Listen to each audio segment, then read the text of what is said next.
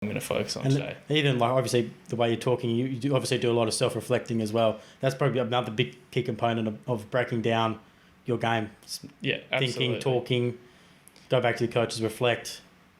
That's what. Yeah, you've got to be able to, as soon as you finish. I think this year in particular and in past years, I've, as soon as I finish the game, I write down, say I set 3 objectives for the game.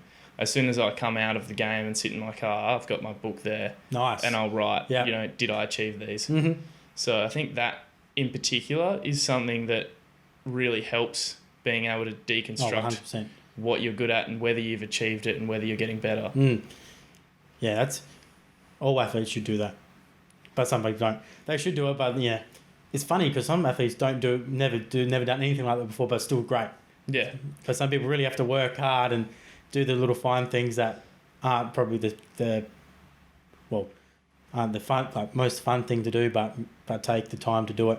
I've done it myself with a bit of the Muay Thai stuff that I've been learning just because I've come from a different kind of martial art and relearning like different techniques and that sort of stuff, and like working with combinations with my hands.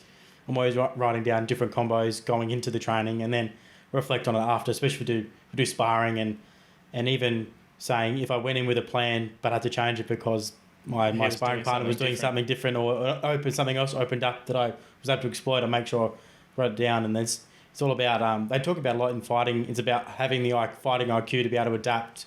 You see something that you might have trained for, but then something else happens, but then adapting to that situation. Yeah. And I guess that would happen a lot in hockey because different.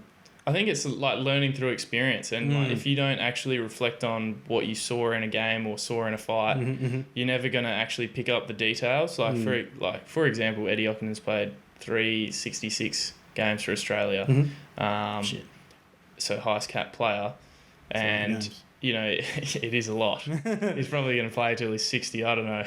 He's still playing now. He's still playing now. Yeah, but you watch him at training, and situations where I might make a mistake and try and carry the ball in a sort of like towards the contest. He'll just carry it to space because he's seen that situation, hundreds of times, and that's just like experience. It's just you can't beat it, but you've got to still be able to reflect on it.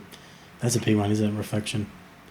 And talking about it, experience, you would have a lot of hockey to watch as well. It's not just you; it's your brother. Yeah. As well. Yeah, we do watch a lot. I think, especially like this year, I was very into my Kobe Bryant, Michael Jordan sort of mindset. Yeah. So like I've been watching a lot of hockey just purely because you learn so much and you can take elements from people's games. I mean, Mo Förster from Germany is probably one of the greatest players to play centre half and free defender where I play. Same position, yeah. Because not purely because he was skillful, but because of how he was able to run the game and manipulate momentum. So, seeing how he does that every time that he steps out there is, you've got to watch him, multiple times. And now Arthur Van Doren from Belgium is probably the best player in the world at the moment. He's very similar in how he runs their team. When he's off, you can see that there's a disconnect. Yeah. But, when he's on the field, he runs the game so well. Yeah, okay. Is that a bit of so that role you play is a bit of like a leadership, how it comes of you kind of run, you see the game from the back and you see it and you unfold and you kind of work your way back that way? Yeah, so you sit, so most of the time